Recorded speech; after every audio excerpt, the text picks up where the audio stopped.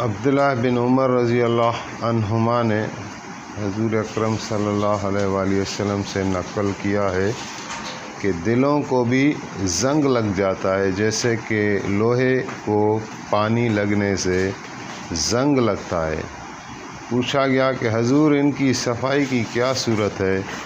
آپ نے فرمایا کہ موت کو اکثر یاد کرنا اور قرآن پاک کی تلاوت کرنا۔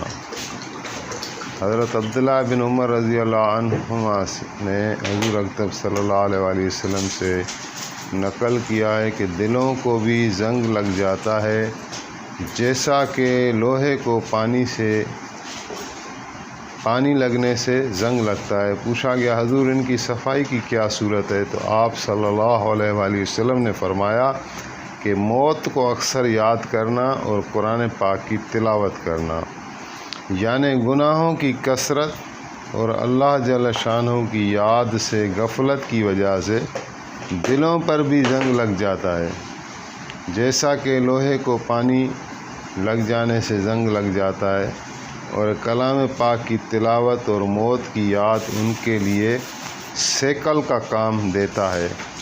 دل کی مثال ایک آئینے کی سی ہے، جس قدر وہ دھندلا ہوگا معرفت کا انعکاس اس میں کم ہوگا، اور جس قدر صاف اور شفاف ہوگا اسی قدر اس میں معرفت کا انعکاس واضح ہوگا۔ اس لیے آدمی جس قدر معاصی، شہوانیہ یا شیطانیہ میں مبتلا ہوگا اس قدر معرفت سے دور ہوگا، اور اسی آئینے کے صاف کرنے کے لیے مشائخ سلوک کے ریاضت و مجاہدات، اذکار اور اشکال تلقین فرماتے ہیں۔ احادیث میں وارد ہوا ہے کہ جب بندہ گناہ کرتا ہے تو ایک سیاہ نقطہ اس کے دل پر پڑ جاتا ہے، اگر وہ سچی توبہ کر لیتا ہے تو وہ نقطہ زائل ہو جاتا ہے، اگر دوسرا گناہ کر لیتا ہے تو دوسرا نقطہ پیدا ہو جاتا ہے۔ اس طرح سے اگر گناہوں میں بڑھتا رہتا ہے تو شدہ ان نقطوں کی کثرت سے دل بالکل سیاہ ہو جاتا ہے، پھر اس قلب میں خیر کی رغبت ہی نہیں رہتی بلکہ شر ہی کی طرف مائل ہوتا ہے۔ اللہم حفظنا منہ۔ اس کی طرف قرآن پاک کی اس آیت میں بھی اشارہ ہے کہ کلا بل ران علی قلوبہم ما کانوا یکسبون، بے شک ان کے قلوب پر زنگ جما دیا ان کی بدعمالیوں نے۔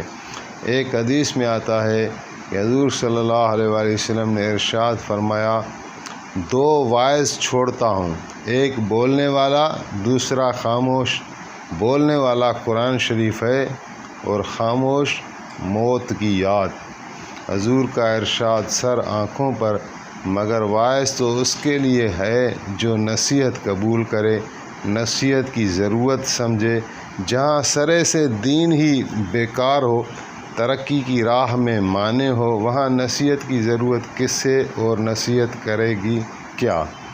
حسن بصری رحمۃ اللہ تعالیٰ علیہ کہتے ہیں کہ پہلے لوگ قرآن شریف کو اللہ کا فرمان سمجھتے تھے، رات بھر اس میں غور و تدبر کرتے تھے اور دن کو اس پر عمل کرتے تھے، اور تم لوگ اس کے حروف اور زبر و زیر تو بہت درست کرتے رہتے ہو، مگر اس کو فرمان شاہی نہیں سمجھتے، اس میں غور و تدبر نہیں کرتے۔ حضرت عائشہ رضی اللہ عنہا فرماتی ہیں کہ حضور صلی اللہ علیہ وسلم کا یہ ارشاد نقل کرتی ہیں کہ ہر چیز کے لیے کوئی شرافت اور افتخار ہوا کرتا ہے جس سے وہ تفاخر کیا کرتا ہے، میری امت کی رونق اور افتخار قرآن شریف ہے۔ یعنی لوگ اپنے آباء و اجداد سے، خاندان سے اور اسی طرح بہت سی چیزوں سے اپنی شرافت اور بڑائی ظاہر کرتے ہیں۔ میری امت کے لیے ذریعہ افتخار کلام اللہ شریف ہے کہ اس کے پڑھنے سے، اس کے یاد کرنے سے، اس کے پڑھانے سے، اس پر عمل کرنے سے غرض اس کی ہر چیز قابل افتخار ہے، اور کیوں نہ ہو کہ محبوب کا کلام ہے، آقا کا فرمان ہے، دنیا کا کوئی بڑے سے بڑا شرف بھی اس کے برابر نہیں ہو سکتا، نیز دنیا کے جس قدر کمالات ہیں وہ آج نہیں تو کل زائل ہونے والے ہیں، لیکن کلام پاک کا شرف و کمال دائمی ہے، کبھی ختم ہونے والا نہیں ہے۔ قرآن شریف کے چھوٹے چھوٹے اوصاف بھی ایسے ہیں کہ افتخار کے لیے ان میں کا ہر ایک کافی ہے، چہ جائیے کہ اس میں وہ سب اوصاف کامل طور پر پائے جاتے ہیں، مثلاً اس کی حسن تعلیف، حسن سیاق، الفاظ کا تناسب، کلام کا ارتباط، گزشتہ اور آئندہ واقعات کی اطلاع، لوگوں کے متعلق ایسے تان کہ وہ اگر اس کی تکذیب بھی کرنا چاہیں تو نہ کر سکیں، جیسے کہ یہود کا باوجود ادعائے محبت کے موت کی تمنا نہ کر سکنا، نیز سننے والا کا اس سے متاثر ہونا، پڑھنے والا کا کبھی نہ اکتانا، حالانکہ ہر کلام خواہ وہ کتنی دل کو پیارا معلوم ہوتا ہو، مجنوں بنا دینے والا محبوب کا خط ہی کیوں نہ ہو، دن میں 10 دفعہ پڑھنے سے دل اکتائے تو 20 دفعہ سے اکتا جائے گا، 10 دفعہ پڑھنے سے دل نہ اکتائے تو 20 دفعہ سے اکتا جائے گا، 20 سے نہ صحیح 40 سے اکتائے گا، بہرحال اکتاوے گا، پھر اکتاوے گا، مگر کلام پاک کا رکوع یاد کیجئے، 200 مرتبہ پڑھیے، 400 مرتبہ پڑھیے، عمر بھر پڑھتے رہیے، کبھی نہ اکتاوے گا، اگر کوئی عارض پیش آ جائے تو وہ خود عارضی ہوگا اور جلد زائل ہو جانے والا، جتنی کثرت کیجیے اتنی ہی طراوت اور لذت میں اضافہ ہوگا، وغیرہ وغیرہ۔ یہ امور ایسے ہیں کہ اگر کسی کے کلام میں ان میں سے ایک بھی پایا جائے، خواہ پوری طور سے نہ ہو، تو اس پر کتنا افتخار کیا جاتا ہے، پھر جب کہ کسی کلام میں یہ سب کے سب امور علی وجہ الکمال پائے جاتے ہوں تو اس سے کتنا افتخار ہوگا۔ اس کے بعد ایک لمحہ ہمیں اپنی حالت پر بھی غور کرنا ہے، ہم میں سے کتنے لوگ ہیں جن کو اپنے حافظ قرآن ہونے پر فخر ہے، یا ہماری نگاہ میں کسی کا حافظ قرآن ہونا باعث شرف ہے، ہماری شرافت، ہمارا افتخار اونچی اونچی ڈگریوں سے، بڑے بڑے القاب سے، دنیوی جاہ و جلال اور مرنے کے بعد چھوٹ جانے والے مال و متاع سے ہے۔ فإلی اللہ مشتاق۔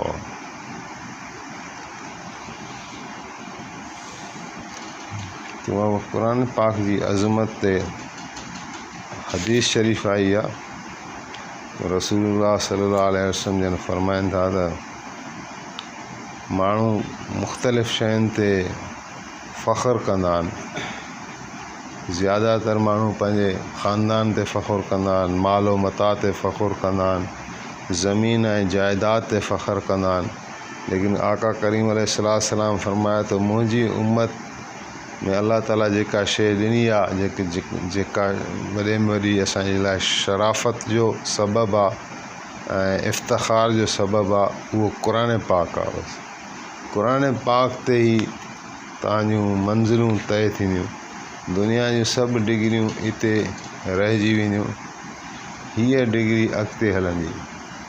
क़ुर पाक कवर में बि अची था वञनि, हज़रत साहिब जन फरमाईंदा त क़ुर पाक जेको आहे इंसानी शक्ल में क़बर में बि अची वेंदा, ऐं छाकाणि क़बर हिकिड़ो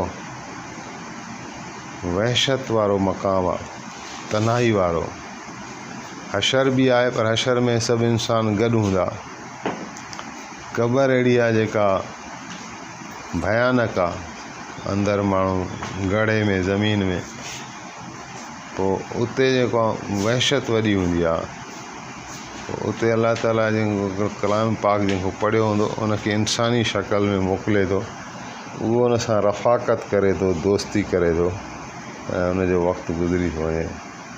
क़ुर पाक जा असांजे मथां हक़ आहिनि, क़ुर पाक खे पढ़ूं, क़ुर पाक खे सम्झूं, उन जो तर्जुमो सम्झूं, उन ते अमल करण जी कोशिशि कयूं ऐं उन खे वरी ॿियनि ताईं बि पहुचायूं। दुनिया जे अंदरि बि इंसानु हिक ॿिए जे लाइ ख़ैरु ख़्वाही करे थो, भलाई करे थो। कंहिं मिसाल बिजली ठाही त उहा सॼी दुनिया में हली वई, कंहिं पंहिंजो ट्रांसपोर्ट ठाही त उहा सॼी दुनिया में हली वई। इंसान खे फ़ाइदो ॾींदो आहे न। पर हिन दुनिया जे लाइ त कुझु बि कयो वञे, पर हिन दुनिया में त कंहिंखे रहणो न आहे। रहनि हा त हुजनि हा, जेके इन्वेटर हुया, जेके वॾा वॾा माण्हू हुआ, उहे ई पंहिंजी ज़िंदगी कंहिं तरीक़े सां बचाए वञनि हा। पर इहो मुमकिन न आहे त इंसानु जेको आहे सो मौत खे टारे सघे। इहो मुमकिन न आहे त इंसानु जेको आहे सो पंहिंजे कुराड़प खे टारे सघे। इंसान लाइ मुमकिन न आहे त शब रोज़ जेके गुज़रनि था, जेके ॾींहं ऐं राति गुज़रनि था, इन्हनि खे उहे रोके सघे, नथो रोके सघे। त अनक़रीब दुनिया फ़ानी आहे, फ़ना जी तरफ़ असांजो हर हर क़दम वधी रहियो आहे। त दुनिया जे लाइ त एतिरो कजे थो, पर आख़िरत लाइ तव्हां छा कयो आहे? जॾहिं क़ुर पाक में असां दिलि लॻाईंदासीं ऐं उन ते पढ़ंदासीं त केतिरो सवाबु आहे। हिकिड़ो हरफ़ नबी अलैहिस्सलाम फरमायो, हिन जो हिकिड़ो हरफ़ आहे, उहो तव्हांखे 10 नेकियूं पहुचाए थो। अलिफ लाम मीम, मिसाल अलिफ अलॻि, साईं फरमाया अलिफ अलॻि आहे, लाम अलॻि आहे, मीम अलॻि आहे। इन ते पाण ते 30 नेकियूं तव्हांखे मिलंदियूं ऐं सॼो नूर आहे क़ुर पाक। असांजो बुज़ुर्ग ॿुधाए पियो, मदरसे जो मौलाना साहिबु, त असांजी रायवंड वियासीं त उते हिकिड़ो नौजवान छोकिरो उहो कयो रोज़ा पियो रखे, चवनि 13 रोज़ा रखिया अथई। असांजो रोज़ा छो थो रखे? चई रोज़ा इन करे थो रखे त इनखे सूरत यासीन यादि नथी थिए। नबी करीम सल्लल्लाहु अलैहि वसल्लम जो साईं जो फरमान आहे त यासीन शरीफ़ छा आहे? क़ुर शरीफ़ जी दिलि आहे। क़ुर शरीफ़ में 114 सूरतूं आहिनि। यासीन शरीफ़ खे अल्लाह जे नबी इहो शरफ़ ॾिनो त फरमाई यासीन शरीफ़ क़ुर शरीफ़ जी दिलि आहे। कंहिं सूरत लाइ हज़ूर साईं न चयो, यासीन शरीफ़ लाइ चयो क़ुर पाक जो दिलि आहे। ऐं वरी नबी साईं फरमायो त मुंहिंजी ख़्वाहिश आहे, साईं जन फरमायो मुंहिंजी ख़्वाहिश आहे त यासीन शरीफ़ मुंहिंजे हर उम्मती खे यादि हुजे। त उहो चई नौजवान छोकिरो 13 रोज़ा इन करे रखिया आहिनि त उनखे यासीन यादि नथी बीहे। अलाह खां घुरे थो ऐं रोज़ा इन करे रखे थो त अलाह जी मदद अचे। त जीअं दुनिया जे अंदरि असांखे का परेशानी ईंदी आहे, असांजो को मतिलबु फासंदो आहे, त माण्हू वज़ीफ़ा बि कंदा आहिनि, ख़ैरातूं बि कंदा आहिनि, क़ुर खानी बि कंदा आहिनि, हीअ असांजो मसइलो हल थिए। पर आख़िरत जा जेके एमाल आहिनि, इहो बि ज़ख़ीरो आहे। असांखे नमाज़ जी आदत नथी पए त असांखे अलाह साईं खां घुरणु घुरिजे। असां जेकॾहिं क़ुर पाक नथा पढ़ी सघूं त असांखे अलाह साईं खां घुरणु घुरिजे। 2 रकात नफ़िल पढ़ी या कंहिं वज़ाइफ़ पढ़ी, दुरूद शरीफ़ जी तस्बीह पढ़ी अलाह साईं खां घुरणु घुरिजनि। असल जेके इंसानी जेका दौलत आहे, क़ीमत आहे, उहे ई आहिनि आला अख़लाक आहिनि जेके अलाह साईं पंहिंजे नबियुनि खे ऐं रसूलनि खे छा ॾिना? सुठा अख़लाक ॾिना। उन्हनि खे हुकूमतूं, बादशाहियूं, वज़ारतूं, पैसा न ॾिना, पर उन्हनि खे औसाफ़ हमीदा ॾिना। उन्हनि जो माना अख़लाक, उन्हनि जी सचाई, उन्हनि जी जुरत, उन्हनि जी जसारत, उन्हनि जी रातियुनि जो इबादत करणु, उन्हनि जो ॾींहं जो अल्लाह जी ख़ातिर तबलीग करणु, अल्लाह जी ख़ातिर जिहाद करणु, इहे माना नबियुनि जा औसाफ़ आहिनि। त उन जी कोशिशि कजे। मौलाना रूमी साहब फरमायो त मसनवी शरीफ़ में त जेको नौजवान माण्हू आहे न, उन जी इबादत हूअं बि चवंदा आहिनि त जेको नौजवान जो सजदो आहे जवानी जो, उहो हिकु सजदो कुराड़प जे 100 सजदनि खां बहितर आहे। इन तव्हांजी जेका उमिरि हले थी न, इन में हिकिड़ो वॾो हेजान हूंदो आहे, माना ख़्वाहिशात जो ग़लबो हूंदो आहे, जज़्बात हूंदा आहिनि, बसि अरमान हूंदा आहिनि मुख़्तलिफ़। हाणे असां हे कयूं हो कयूं, दुनिया छिकींदी आहे, नफ़्स बि छिकींदो आहे। पोइ इन्हनि जी जेकॾहिं जवानी में जेको सजदो करे थो, अल्लाह ताला खे उहो वॾो पसंदि आहे। त मौलाना रूमी साहिबु चए थो त जेका जवान जी इबादत आहे, नौजवान जी, इहो गोया के पैगम्बरी पेशो आहे। इहे नबियुनि जा औसाफ़ आहिनि, इहे अल्लाह खे ॾाढो महबूब आहे। बाक़ी चए थो जॾहिं कुराड़ो माण्हू थी थो वञे त पोइ त हाणे हुनखे ॿियो कुझु आहे ई न, ताक़त बि न रही गुनाह जी, हुनखे हूअं ई क़बर में सुॼे थी। उन जी मिसाल उन ईअं ॾिनो आहे त जीअं बघियड़ हूंदो आहे, बघियड़ जॾहिं कुराड़ो थींदो आहे न त उन जा ॾंद किरी पवंदा आहिनि। हू पंहिंजो शिकार जेको कंदो आहे ॿकरी खे खणंदो आहे, पंहिंजे ॾंदनि सां खणंदो आहे। पोइ हाणे हुन जा ॾंद ई न रहिया त हाणे ॿकरी खे कीअं खणे, पोइ वरी चवंदो आहे त बसि मां तौबा कई, हाणे मां खून ख़राबो न कंदुमि। हुन मिसाल ॾिनो आहे ईअं त पोइ चए थो कुराड़ में त हर कोई कंदो, तव्हांजी जेका जवानी आहे इनखे क़ीमती ठाहिण लाइ पंहिंजे लम्हात खे आदतूं ठाहींदव त ठहंदियूं बाबा। इहो रोज़ु अर्ज़ु इन करे कयो थो वञे त जेका काइनात में हिकिड़ो उसूल आहे त गंद पंहिंजे लेखे थींदो आहे। हिन में कपिड़ा मां अॼु पाता आहिनि, हे सुभाणे ॿिए ॾींहुं पाण ई मेरा थी वेंदा। हिनखे मां मेरे करण जी पाण कोशिशि न कंदुमि, पाण मेरा थी वेंदा। पर जॾहिं सफ़ाई करणी आहे त उन जी महिनत आहे। जॾहिं वरी मेरनि खां पोइ पाण साफ़ु न थींदा, सफ़ाई जे लाइ महिनत करणी पवंदी, हिनखे प्रोसेस में गुज़ारिणो पवंदो। जेकॾहिं तव्हां चाहियो था तव्हांजी आदतूं सुठियूं थियनि त उन्हनि लाइ थोरी महिनत करणी पवंदी, कोशिशि करणी पवंदी। ऐं तव्हां चाहियो न चाहियो बुरियूं आदतूं तव्हांखे निशानो बणाईंदियूं, उन्हनि खां बचिणो आहे। ख़ासि तौर इहो जेको मोबाइल जो फितनो आहे इनखे घटि में घटि इस्तेमालु कयो। इन खां कोशिशि कयो त माना घटायो, घंटो 2 घंटा घटाए बिल्कुलु इनखे कलाकु ॾेढ ताईं मशगूल रखो। ऐं इन में बि पॉज़िटिव शयूं ॾिसो, नेगेटिव न ॾिसो। अजायो वक़्त खे तबाह न कयो। हिकु हिकु शइ जे लाइ अलाह ताला पुछंदो। उन जेके असांखे नेमतूं हिते ॾिनियूं आहिनि, अमानत तौरु ॾिनियूं आहिनि ऐं इम्तिहान तौरु ॾिनियूं आहिनि। ऐं फ़रिश्ता हेॾां बि वेठा आहिनि, इहा ख़बर अथव न, किरामन कातिबीन याअलमून मा तफ़अलून। क़ुर पाक में लफ़्ज़ था अचनि त 2 फ़रिश्ता आहिनि, उन्हनि खे नालो आहे किरामन कातिबीन। उहे लिखण वारा आहिनि, उहे वॾी इज़त वारा आहिनि। फ़रिश्ता मुक़रब आहिनि, इज़त वारा आहिनि। जे नेकी कंदा उहे त लिखंदा वेंदा आहिनि, बुराई कंदा उहे लिखंदा वेंदा आहिनि। ॿिए हंधि आहे हिकिड़ो क़ुर पाक में त तव्हां जेको बि लफ़्ज़ कढंदा त उहो लिखी वठंदा आहिनि। हीअ किताब ठाहींदा था वञनि, रजिस्टर ठाहींदा था वञनि।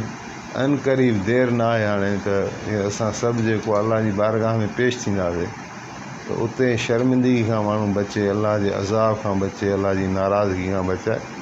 इहा फ़िकिर आहे, इहा परेशानी आहे। वॾनि साहबनि खे बि आख़िर ताईं परेशानी रही।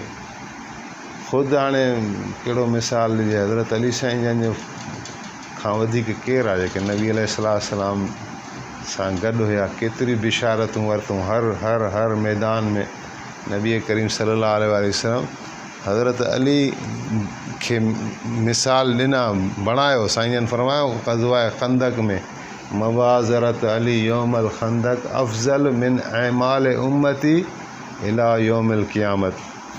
हज़रत अली जो हिकिड़ो वार जेको हुन कयो अमर बिन अब्दत ते, उहो साईं जन फरमाए न मुंहिंजी सॼी उम्मत जे एमाल जे मथां भारी आहे। पर हज़रत अली साईं छा चवंदो निमाज़ पढ़ी दुआ में त या अल्लाह तुंहिंजी हुजत मुंहिंजे मथां तमामु थी चुकी आहे। मुंहिंजो मामिलो पंहिंजे रहम ऐं करम सां, अफ़ु ऐं दरगुज़र सां तइ कजांइ ऐं न को मूंसां हिसाब किताब वठिजांइ। कोशिशि कयो। निमाज़ अॼु कंहिं पढ़ी आहे? मोहम्मद अली पढ़ी आहे। घणी पढ़ियूं?